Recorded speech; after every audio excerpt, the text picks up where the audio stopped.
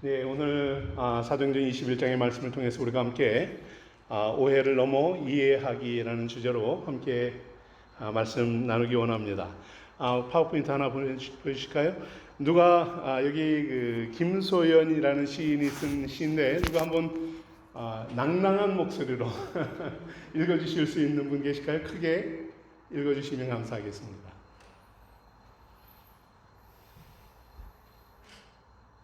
오랜만에 우리 박근혜 집사님 목소리를 한번 듣고 싶네요.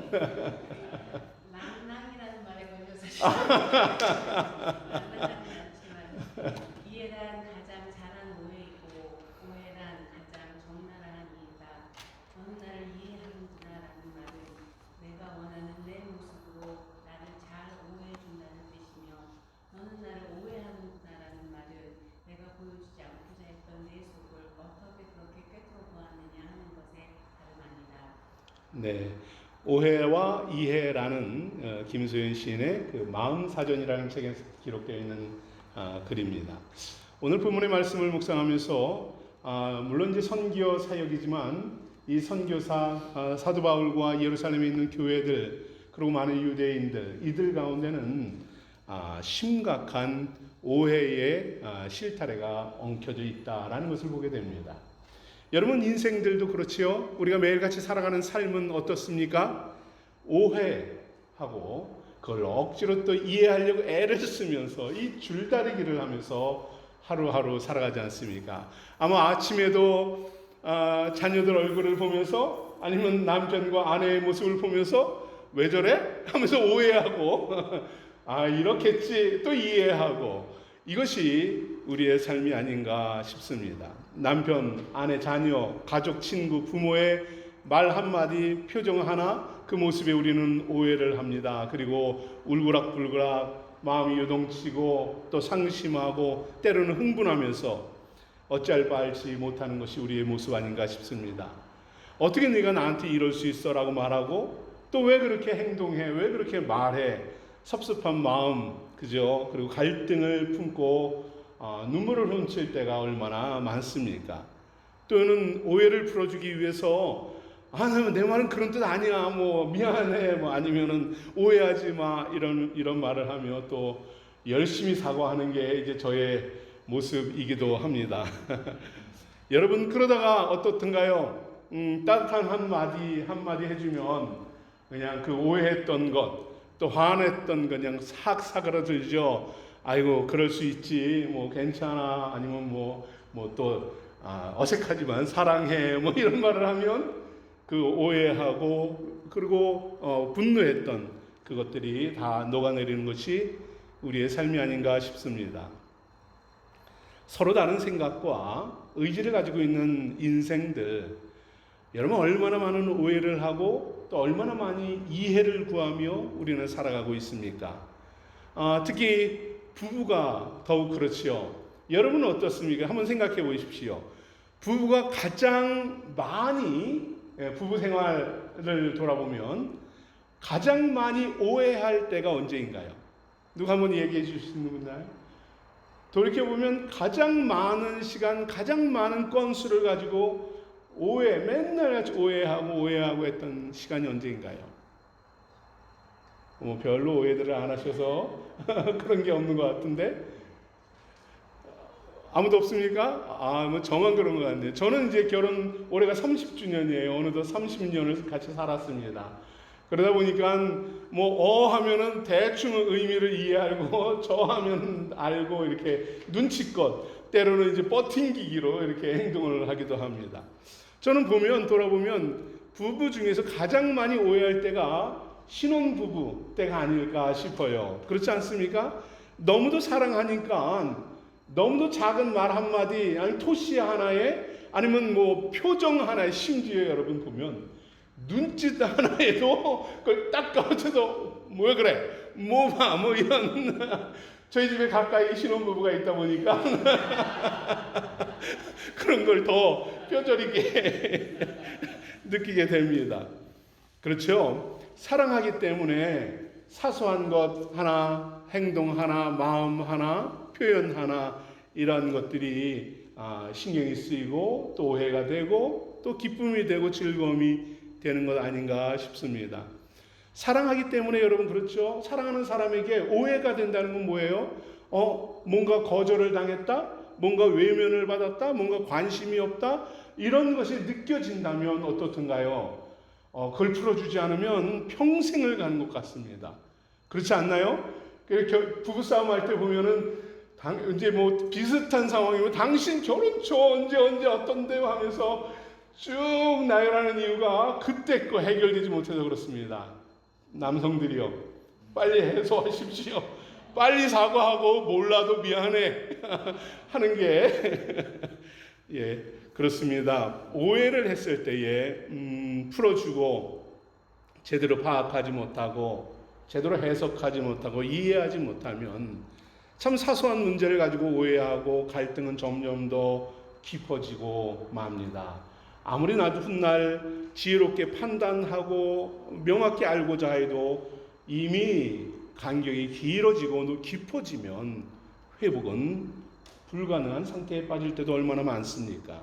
결국엔 상대에 대한 편견과 상대에 대한 선입견을 가지고 인상을 가지고 마음의 상처와 분노만을 심어낼 때가 사실 우리의 삶이 아닌가 싶습니다. 그렇기 때문에 고통이 있고 고난이 있고 뭐 상처를 남기는 이런 오해 여러분 반드시 푸십시오. 오늘 아침에 혹시 내가 오해를 주었다면 푸십시오. 이해되지 않아도 그리고 풀어주고 이해해 주면서 다음 단계로 넘어가기를 바랍니다. 여러분 오해에만 머물러 있으면 불가 가능성이 없죠. 고통밖에 따르지 않습니다. 오해에서 이해로 넘어가야 합니다. 여기서 오해와 이해에서 발음이 비슷하지요. 동일한 표현도 하나 있습니다. 한문의 해라는 것이 바로 여기서는 풀해입니다. 그죠? 풀다라는 거죠. 용서하다, 깨닫다, 납득하다라는 표현이에요. 이해하기 위해서는 오해를 풀어야 하는 것이요. 엉켜져 있는 이 매듭을 찾아내야 합니다. 그것을 하나하나 풀어서 힘들고 버겁고 어렵지만 때로는 내가 왜 해야 하는지 이유도 알 수 없지만 그러나 그 막힌 문제를 풀지 않으면은 그 엉킨 실타래는 우리의 가슴 속에 상대의 심장 속에 영원히 존재하게 되는 것입니다. 오해하면 그래서 멀어지고 이해하면 더 가까워진다라는 말과 같이 이해하면 그 결과 이 오해와 이해는 그 결과는 하늘과 땅의 차이다 볼 수 있습니다.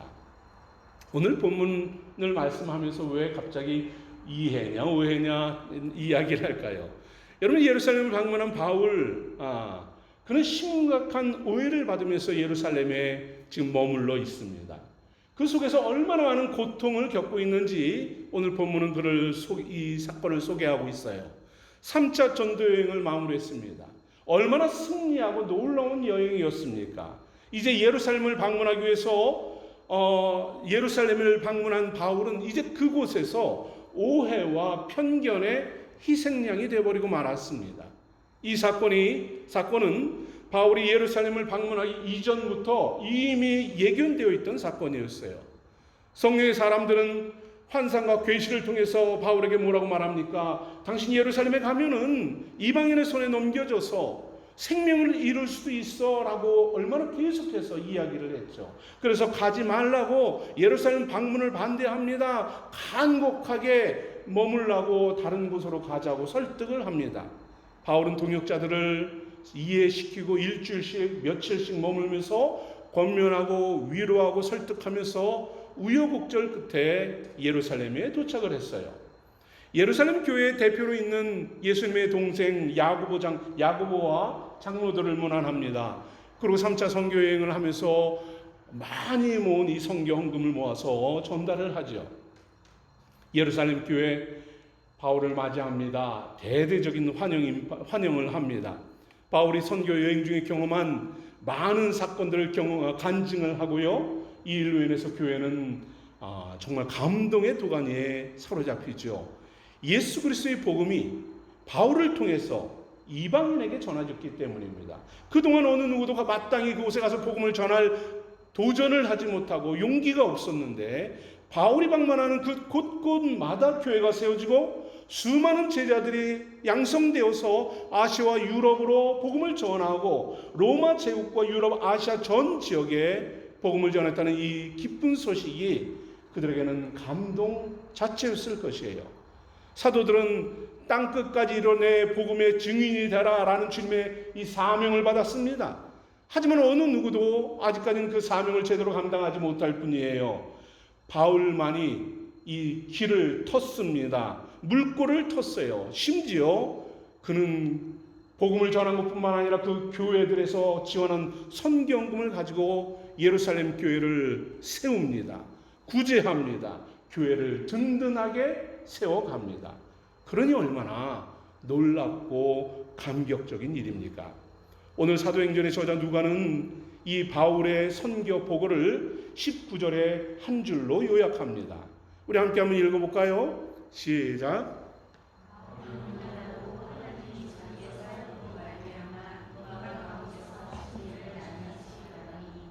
아멘. 간혹 교회 사역을 하다 보면 이런 표현들을 우리가 자주 해요. 뭐 그냥 은혜로 하지요. 뭐 그냥 뭐 넘어가지요. 아니면 이래도 좋고 뭐 저래도 좋고 참 좋은 표현이에요. 근데 많은 경우 이제 대충 얼버무리고 넘어가는 경우가 많습니다. 물론 이제 모든 걸 다 이렇게 정확하게 명확하게 하기는 쉽지는 않습니다. 그러나 이제 저는 사역자인 측면에서 사역자에게는 긍정적인 모습은 아니다라는 생각을 합니다. 저는 선교사님들을 만나면은 정확하게 물어봐요. 무슨 사역을 하냐? 그건 왜 하냐? 거긴 왜 갔냐? 뭐 이렇게 정확하게 그냥 보통 선교사님들을 만나거나 뭐 사역자를 만나면 그냥 이렇게 나열을 합니다. 그리고 이제 그게 다 자기의 사역처럼 이야기를 하는 경우가 많아요. 그러나 그렇지 않지요. 사역자에게는 아주 잘못된 태도입니다.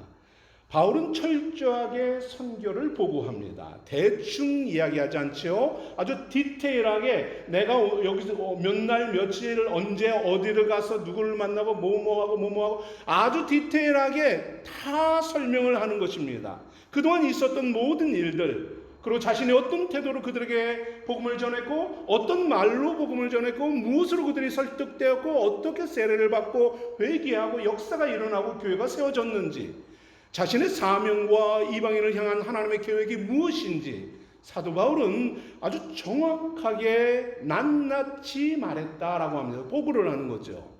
예루살렘 교회는 이방인을 향한 하나님의 섭리를 깨닫고 바울의 보고를 통해서 교회와 이방 성도들을 위해서 함께 기도하고 그리고 또 사역자들을 파송하고 교회를 세워가는 이러한 사역을 이후로 감당해 나갑니다. 바울의 이 보고, 바울의 이 사역이 얼마나 멋진 사역입니까? 저는 우리 생수교회도 이런 교회가 되어야 한다라고 생각을 합니다.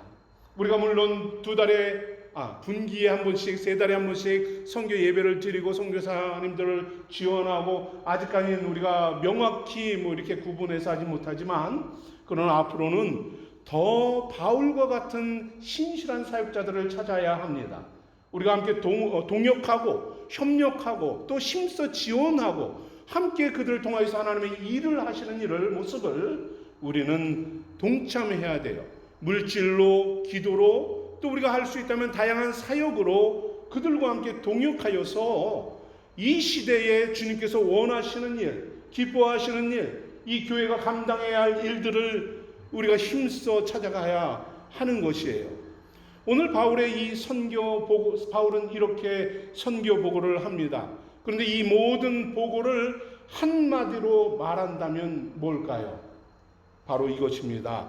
하나님께서 하신 일이라는 말이에요. 낱낱하게 다 보고를 하지만 그 모든 보고 속에 바울은 잊지 않은 것 하나가 있어요. 그것은 모두 다 하나님이 하신 일입니다 라는 것이죠.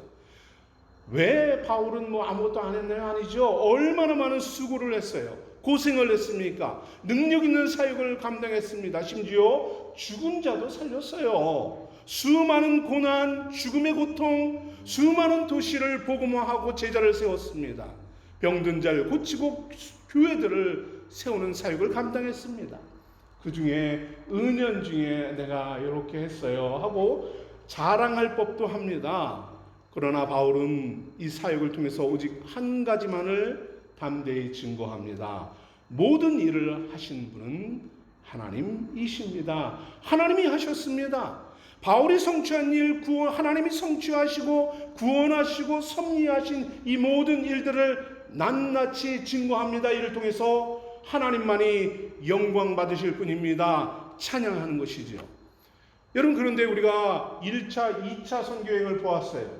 거기서는 바울이 이렇게 낱낱이 보고했다라는 표현은 하지 않습니다. 그냥 어디 다녔다 이렇게 말을 하죠. 돌아와서 보고를 한 거죠. 그러나 이렇게 디테일하게 낱낱이 했다라는 표현을 하지 않아요. 왜 바울은 오늘 본문은 특히 여기서 이러한 표현을 할까요? 왜 디테일하게 자신의 사역을 이처럼 보고해야만 했을까요? 당시 예루살렘 교회가 바울에 대해서 심각하게 오해하고 있었기 때문입니다.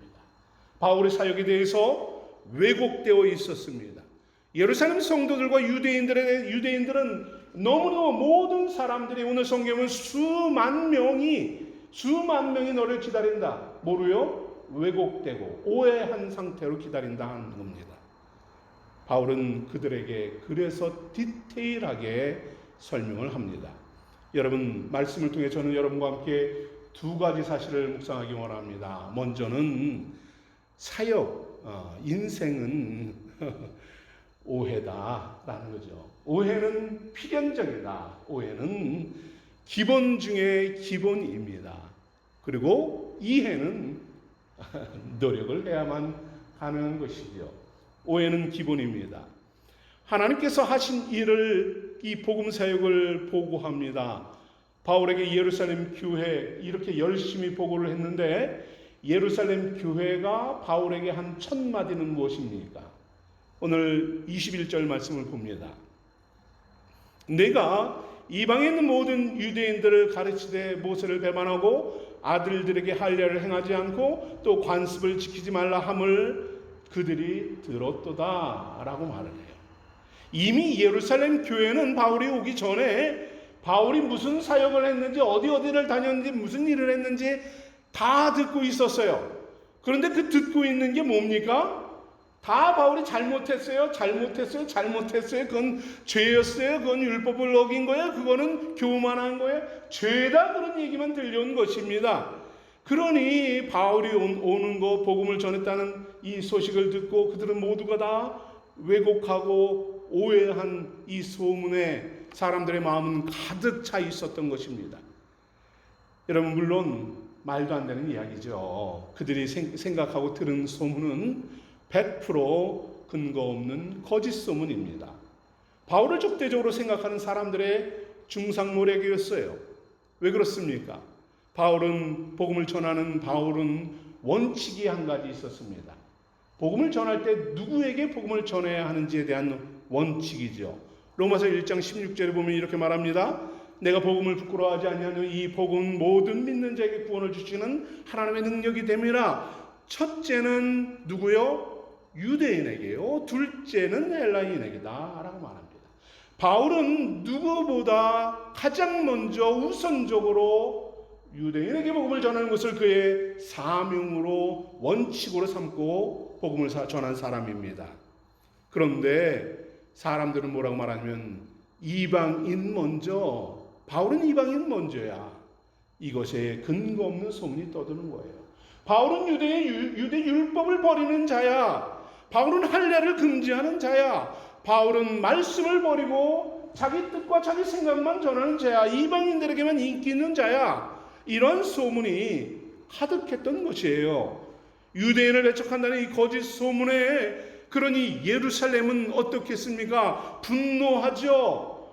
그 복음을 그가 들은 대로 제대로 전하지 못하고 사역하지 못한다는 것에 분노하고 어떻게 하면 바울을 죽일까 오해하고 미움으로 바울을 맞이하는 거예요.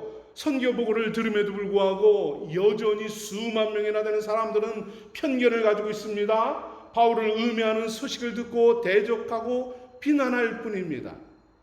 여러분, 참 말씀을 준비하고 묵상하면서 이런 곳에 굳이 들어가야만 했을까 하는 생각을 솔직히 했습니다. 그렇지 않나요?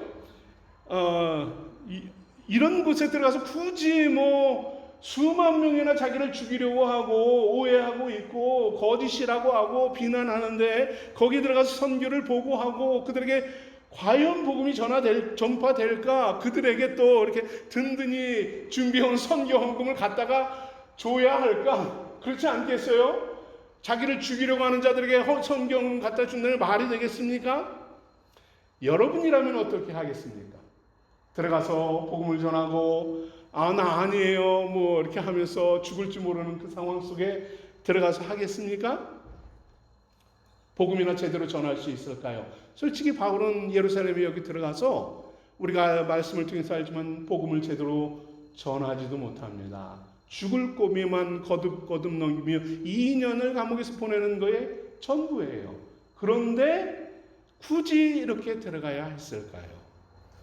솔직히 저 같으면 모른 척하고 또 이제 예언자들의 이제 이야기를 듣고 그래 우리 다른 곳에 가자 뭐 더 많은 일을 하자 복음을 전하자 하지 않았을까 하는 생각도 해봅니다. 반대만 하고 거부하고 죽이려고 하는 자들 그 앞에서 우리가 할 수 있는 것은 아무것도 없습니다. 그렇지 않겠어요? 들으려고 하지 않고 아무도 함께 참여하지 않는데 거기서 무엇을 할 수 있겠습니까? 물론 주어진 사명이기 때문에 감당해야겠죠. 그러나 얼마나 곤혹스럽고 괴롭겠습니까? 바울은 야고보의 권면대로 유대인들이 오해하고 있는 것을 풀기 위해서 한 가지 대안을 가지고 원하지 않지만 마지 못해서 그것을 감당합니다. 교회 안에 나시린으로 서약한 사람들에게 함께 성전에 들어가서 유대의 결례를 행하고 머리를 깎는 비용을 내고 그들과 함께 성전 제사를 참여합니다. 교회의 권면대로 서원자들과 동행하며 규례를 지켜요. 그리고 자기의 사역과 삶에 대한 이 오해를 지혜롭게 풀어갑니다. 여러분은 오해를 하거나 오해를 받을 때 어떻게 그 문제를 해결합니까? 오늘 바울에게서 지혜를 얻기를 권면합니다. 오해가 일어날 때에 가장 중요한 것은 그 오해를 어떻게 대처하느냐 여기에 달려있다 생각됩니다. 바울처럼 적극적으로 그것이 죽을 자리라 할지라도 들어가서 자기를 변명하고 설명하고 정직하게 신실하게 변론할 수도 있겠죠. 또는 오해한 부분들을 이해시키기 위해서 진실하게 대화를 나누고 그 오해의 간격을 좁힐 수도 있을 것입니다. 문제 해결을 만들어갈 수도 있겠죠. 때로는 오해하고 비난한 사람들 어떻게 해야 될까요? 싸워야 할까요? 우리가 많이 그렇죠. 싸우죠. 오해야 하면서 또 큰 소리 나죠. 그게 아니죠. 싸우기보다는 묵묵히 기다리고 인내하는 것, 이것이 또 다른 자세 아닌가 싶습니다. 바울은 바로 이렇게 세 가지 방식으로 그 오해를 풀어갑니다. 여러분도 바울처럼 삶에서 많은 오해와 편견의 벽에 부딪힐 때가 있지 않나요? 오해는 뭐라고 했습니까? 기본이다. 오해는 필수다. 여러분 생각하십시오. 오해 반드시 일어납니다. 사랑하는 사람도 오해하고요. 가족도 오해하고 친구도 또 성도들도 모든 사람들도 오해합니다. 심지어 우리는 누구까지 오해하나요? 하나님도 오해하지 않습니까? 하나님 정말 나 사랑하는 거예요. 이렇게 오해하지 않습니까? 우리의 오해는 언리미티드입니다. 여러분 그 오해한다고 해서 좌절하지 마십시오. 오해는 기본 당연한 거예요. 여러분 그렇다면 인생들은 이 오해 속에서 상대방의 말과 의도, 생각 당연히 모르니까 오해할 수밖에 없는 겁니다. 그리고 오해를 받을 수밖에 없지요. 몇 마디 말로 해결되겠습니까? 이해되겠습니까? 그 가치관을 알 턱이 있겠습니까? 자신이 하지 않은 일과 언어, 습관, 어떤 관계, 소문, 비난, 여러분 얼마나 비일비재한 일들로 인해서 우리는 오해를 겪습니까? 자신의 거짓을 숨기려고 얼마 전에는 정말 얼마나 황당한지 저는 그냥 옆에서 가만히 있었는데 저희 사모가 누가 오해를 해가지고 막 그냥 하는데 얼마나 황당한지 정말 자기가 말하고 자기가 오해하고 자기가 하면서 막 저기를 하는데 와 이게 내가 그래서 그분하고 이제 어떤 기도 그룹에 있는 분인데 그래요. 그래가지고 하지 말라 그랬잖아. 뭐 이제 그런 일도 있는데 얼마나 많은 동일한 사역자들 가운데서도 이런 오해가 반복이 되는 모습을 보면서 얼마나 많은 아쉬움이 있는지 알 수 없습니다. 여러분 특히 목회자로서 사실 안타까운 점이 있다면 이것이에요. 교회에서 성도들이 함께 섬기고 맡은 사명과 사역을 감당하다가 서로 오해를 하고 서로 상처를 주고받을 때 그렇습니다. 간혹 열심히 봉사를 하는데 어떻든가요? 뭐 주변에 이렇게 눈치를 보면은 오해하잖아요. 내가 잘못하고 있나? 뭐 아니면 누가 한마디 하면은 상처를 받고 아니면 내가 뭐가 문제인가 하면서 오해를 하기도 하지요. 아니면 또 직접적으로 말을 하기도 하죠. 그렇게 하는 거 아니고 뭐 이것이 옳고 저것이 좋고 뭐 이러한 이야기를 하고 때로는 비난과 평가를 받기도 합니다. 오해를 받으면 참 당황스럽지요. 그리고 얼마나 섭섭합니까? 뭔가 내가 잘못되었나라는 생각도 하고 이제는 그만둬야겠다라는 이런 고민을 할 때도 여러분 얼마나 많습니까?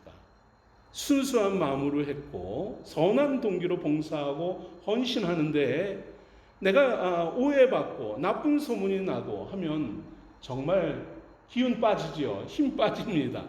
고통을 겪기도 합니다. 얼마나 억울하고 낙심스러운 일입니까? 일일이 변명하지도 못하고 오해를 풀지도 못하는 이런 상태. 목회자로서 성도들 가운데 이런 모습을 보면 참 미안한 마음이 앞섭니다. 여러분 절대로 여러분의 잘못이 아니고요. 여러분이 혹시 어떤 것으로 오해를 받는다 할지라도 힘들지만 우리 바울처럼 풀어가면 좋겠습니다. 그리고 혹시 누군가가 부족한 부분이 있다면 우리는 오해하고 뭐 기운 빼는 것이 아니라 오히려 더 힘이 되어주고 함께 협력하고 도와줄 수 있는 이런 성도의 모습이 되면 얼마나 좋을까 하는 생각을 합니다. 말씀을 준비하면서 솔직히 또 문득 떠오르는 것이 하나 있어서 이런 거 나누려고 합니다. 저도 목회자로서 성도들을 오해하고 또 잘못 말하고 또 설교를 하고 상처를 주지는 않았나 하는 생각이 들기도 했습니다. 여러분 혹시 그러한 일이 있었다면 여러분 제가 준비를 못했는데 사과를 드립니다. 사과 받으십시오. 우리 박종원 집사님 아까 얘기한 것도 오해하지 마십시오. 하시면 더 좋고 오해는 하지 마시고 오해하시면 나중에 사과라도 좀 갖다가 드릴게요. 이런 핑계 같지만 담임 목사로서 교회나 어떤 부서들 그리고 사역들을 돌아보면 사실 이제 안타까울 때가 참 많아요. 그리고 이렇게 이것보다 이게 더 좋을 텐데 이런 아쉬움이 사실 대부분 모든 일정 속에서 사실 떠오릅니다. 뭐 예를 든다면 교회 예배 와서부터 예배 끝나고 갈 때까지 모든 시간이 아쉬움도 있고 안타까움도 있고 그럴 때가 있어요. 그러다 보면 핑계 같지만 이렇게 이제 이렇게 조금 냉정하게 말할 때가 왜 없겠습니까? 아니면 또 이제 뭐 야단은 아닌데 뭐 이렇게 왜 그렇게만 했냐 뭐 이렇게 말할 때도 솔직히 왜 없겠어요. 그 부모가 이제 집에서 엄마 아빠가 잔소리하듯이 이렇게 잔소리를 하는 거다 이렇게 생각해 주시면 좋겠어요. 여러분이 힘써 노력하고 애쓰는 것을 알면서도 여러분의 형편, 헌신, 그 열정은 생각하기보다 나름대로 평가하고 이런 실수를 범할 때가 있습니다. 여러분 사과합니다. 오해하지 마세요. 그리고 앞으로는 제가 오해가 아니라 더 깊이 이해하도록 더 노력하도록 하겠습니다. 무엇보다 우리 생수교회 모든 성도들도 바로 그와 같기를 원해요. 오해하기보다는, 정죄하기보다는, 비난하기보다는 서로를 돌아볼 수 있는 성도들이 되면 얼마나 좋을까. 열심히 봉사하고 헌신하는 성도를 오해하지 맙시다. 물론 우리는 서로 생각이 다르고요, 의견과 가치관이 다릅니다. 방식도 다를 수밖에 없어요. 사역의 방법도 다릅니다. 저는 이렇고 다른 분은 또 다를 수 있고 누구나가 다 다를 수 있습니다. 그렇다고 해서 비난하고 정죄하는 것은 아니죠. 그래봐야 남는 것은 다툼과 분열뿐이지 않겠습니까? 믿음의 성도로서 우리는 더 선을 행하기에 힘쓰는 겁니다. 복음을 위해서 나를 내려놓는 것이죠. 더 배려할 수 있다면 더 많은 배려를 하고요. 혹시 상대방의 부족함이 보인다면 저는 참 잘 못하지만 여러분들은 잘할 수 있을 것 같아요. 더 너그럽고 더 관대하게 이해하고요. 그리고 허물을 덮어주고 품어주는 이런 모습이 우리 안에 있으면 얼마나 좋을까 하는 생각입니다. 심지어 실수를 할지라도 여러분 우리가 용기를 주는 것이죠. 응원하는 겁니다. 이렇게 주의 몸된 교회를 세워가는 것, 이것이 바로 오해에서 이해로 넘어가는 과정이 아닐까, 그러한 생수 공동체가 되지 않을까 믿습니다. 또한 두 번째로 오해는 파멸을 낳지만 이해는 소망을 낳는다라는 사실을 성경은 말씀하고 있습니다. 유대 결례에 퍼진 바울에 대한 이 악의적인 소문은, 그리고 오해는 이제 조금 바울이 정말 일주일 동안 이렇게 결례를 행하면서 애를 쓰니까 아주 조금 유대 기독인들에게는 조금 수그러들었어요. 그런데 아시아에서 온 유대인들은 오해와 분노의 감정은 좀처럼 사그라들지 않는 것입니다. 오히려 그들의 오해, 분노는 더 불이 활활 타오르고 있었어요. 선교 여행 때부터 바울을 증오했습니다. 선교 사역을 방해합니다. 그들은 솔직히 오해라는 것을 넘어섰죠. 악의적으로 거짓 소문을 퍼뜨리는 사람들입니다. 성전에서 유대 결례를 하고 나오는 바울을 보면서 그들은 이렇게 고발합니다. 우리 28절을 함께 한번 읽어볼까요? 다 같이요. 시작.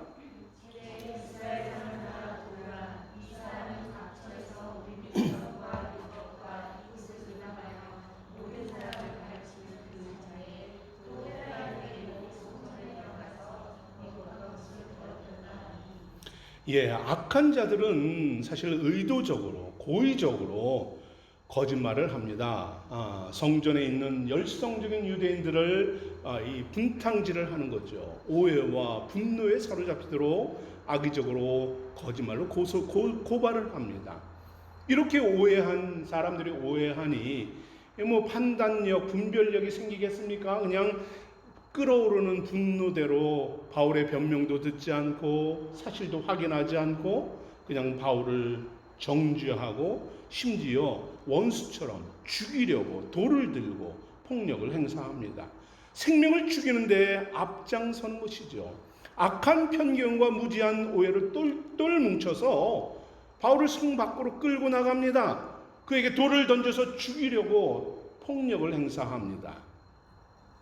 바울은 거짓된 열정에 사로잡힌 자들에 의해서 이처럼 왜곡과 오해 속에서 거반 죽음의 위기에 빠지게 돼요. 얼마나 안타까운 모습입니까? 바울은 이렇게 거짓에 사로잡힌 사람들에게 경고하죠. 로마서 10장에서 이렇게 말을 합니다. 그들은 하나님께 열심히 있으나 올바른 지식에 따른 것이 아니니라 하나님의 의를 모르고 자기 의를 세우려고 힘써 하나님의 의에 복종하지 아니하였느니라 합니다. 열심은 있지만 그 열심이 말씀이 없는 열심이다 하는 거죠. 선을 행하려고 나름대로 착하게는 살지만 하나님의 의와 진리를 모르는 자기 의를 행하는 자기 행위에 도취돼 살아가는 자들이다 합니다.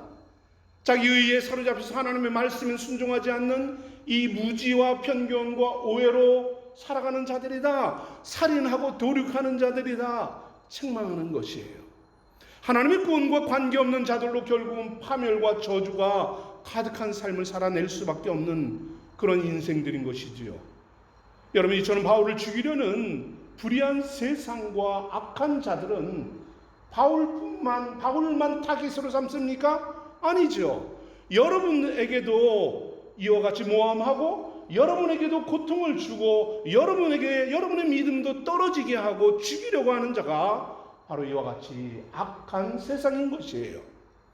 여러분, 이런 상황 속에서 하나님은 어떻게 일을 하실까요? 이런 상황 속에서 오해와 분노에 사로잡힌 자들에 의해서 고통을 겪을 때 믿음의 성도는 어떻게 해야 할까요? 여러분, 오늘 35절 말씀 우리 함께 한번 읽어보죠. 바울이 층대에 이를 때 무리의 폭행으로 말미암아 군사들에게 들려가니 합니다. 이 말씀 속에서 여러분의 눈에 들어오는 단어가 뭡니까? 들려가니 빨갛게 썼으니 좀 보이면 말하세요. 일부러 좀 빨갛게 썼는데 들려가니라는 말이 있죠. 폭행도 보이겠지만 들려가니 무슨 말입니까? 오해와 폭행의 죽음의 위기에서 바울은 군사들의 손에서 이렇게 들림받았다라는 거예요. 무슨 말입니까? 불의한 자들은 바울을 없애하려고 외치며 따라옵니다. 돌을 집어 던집니다. 그를 끄집어 내려서 성 밖으로 반드시 데리고 나가야 돼요. 성의 안에선 살생을 할 수 없으니 성 밖으로 끌고 나가야 됩니다. 실랑이를 벌이면서 몸을 찢습니다. 여기서 바울을 보호하는 방법은 군사들이 삥 둘러서서 한가운데 번쩍 들고 있는 겁니다. 아무도 손이 닿지 못하도록 들고 있는 것이죠. 여러분, 바울을 사랑하시는 하나님은 로마 군대의 손을 번쩍 들어서 그를 지킵니다. 호위합니다. 보호합니다. 사랑하는 성도 여러분, 여러분이 오해를 겪고 비난과 조롱을 겪을 때, 그리고 대화를 해서 설득을 하려고 하고 문제를 해결하려고 할 때 오해만 늘어납니까? 악한 자들이 여기저기로 여러분을 끌고 다니면서 고통을 줍니까? 마음을 상함을 주고 고통을 주고 관계 회복은 이제 더 이상 불가능한 그러한 상태에 빠졌습니까? 생판 모르는 사람들이, 자기 이름도 들어보지 못한 사람들이 돌을 던지고 비난하고 조롱하고 거친 말로 모함하고 오해하며 죽이려고 합니까? 여러분, 불의한 세상은 바로 이렇게 오해하고 죽이려 합니다. 하지만 우리 주님은 여러분을 이해하시고 높이 들어주시는 분임을 믿으시기 바라요.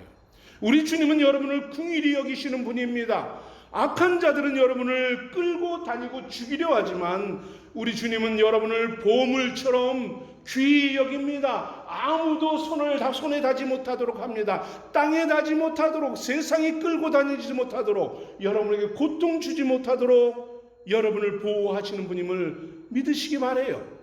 죽음의 현장에서 여러분을 구원하십니다. 모함과 오해의 현장, 삶의 파멸의 현장 속에서, 고통의 삶의 자리에서 우리 주님은 여러분에게 은혜 베푸시는 분입니다. 여러분을 이해하시고 연약해서 쓰러질 수 있는 걸 아시고 일으켜 세우시고 이제는 높이 들어서 여러분을 하나님의 영광 가운데 인도하시는 분임을 믿으시기 바라요. 여러분을 위해서 이처럼 놀랍게 역사하시는 분입니다. 풍성한 소망 가운데로 여러분을 심어 주시는 분이에요. 여러분, 육체의 고난과 경제적인 위기들, 가정의 문제들, 삶의 두려움 요소들, 수많은 오해와 고난, 이러한 것에서 여전히 두렵지요. 그 자리에서 울고 있을 때 얼마나 많습니까?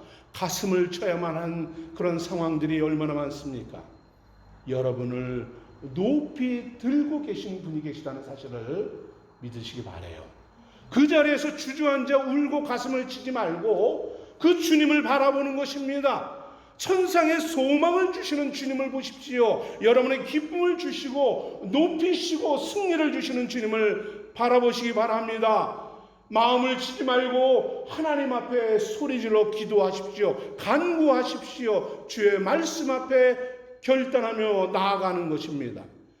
악의적으로 오해하는 자들 죽이고 비난하는 이 환경에 빠져있는 삶을 주님께로 돌이키는 것이지요. 우리의 시선이 이제는 악한 세상을 보는 것이 아니라 주님을 바라보시기 바랍니다. 여러분의 삶을 이해할 수 있는 것 누굴까요? 남편? 지난번에 주신 남의 편이에요. 우리 남편들 항상 듣는 얘기죠. 남의 편. 저도 자주 듣습니다. 남의 편이에요. 남편? 저도 뭐 이해 못할 때 얼마나 많은지 몰라요. 이해 못합니다.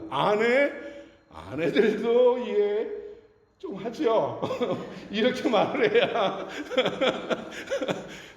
못하죠. 못합니다. 우리를 이해하고 우리를 진정 위로하고 우리에게 평안을 주고 소망 주는 건 남편도 아니고요, 자식도 아니고요, 부모도 아니고 오로지 은혜를 주시는, 여러분을 높이시는 우리 하나님 한 분밖에 없다는 사실입니다. 여러분, 그러니 주님의 십자가를 우리가 바라봐야만 하지 않겠습니까? 주님께서 십자가를 지신 이유가 바로 그것입니다. 우리를 대신해서 모든 오해를 겪으셨습니다. 비난을 받으셨습니다. 세상의 모든 조롱을 받으셨습니다. 하나님께서 십자가에 달려서 당신의 모든 피를 쏟아가시면서까지도 오해와 비난과 죽음을 겪으셨습니다. 이제 우리는 그 주님을 바라보고 집중하는 것입니다. 오해와 편견과 비난 속에서 절망하는 것이 아니라 여러분을 보호하고 지켜주는 십자가의 주님을 바라보는 겁니다. 그 사랑을 붙잡아야지요. 그 속에서 우리는 위로 얻고 이해를 얻고 소망을 얻는 것입니다. 십자가 위에서 여러분의 삶에 뿌리를 내리고요, 열매 맺는 삶을 살아가시기를 축복합니다. 여러분, 이제 우리는 예배를 마친 후에 다시금 세상으로 나아갈 것입니다. 그곳은 어떤 곳인가요? 또다시 여러분을 오해할 것입니다. 오해받는 것 괴로운 일이에요. 그러나 필연적입니다. 언제 어떻게 무엇 때문에 비난받고 조롱받고 고통이 찾아올지도 알 수 없어요.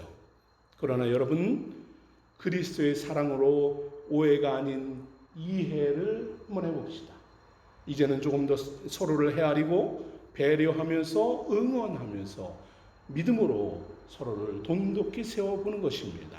심지어 악한 자들로 인해서 삶의 위기와 고통의 순간이 다가올지라도 여러분을 이해하시고 믿음으로 승리를 주시는 주님을 바라봅시다. 주님께서 나를 위해 모든 것을 짊어지신 그 십자가를 바라보고 주님 안에 소망을 품고 나가는 것입니다. 회복의 은혜와 놀라운 섭리로 역사하시는 주님을 바라보시기 바랍니다. 주께서 여러분에게 생명의 능력을 주실 것이에요. 여러분에게 소명과 사명을 감당하는 사람으로, 성도로 세워주실 것입니다.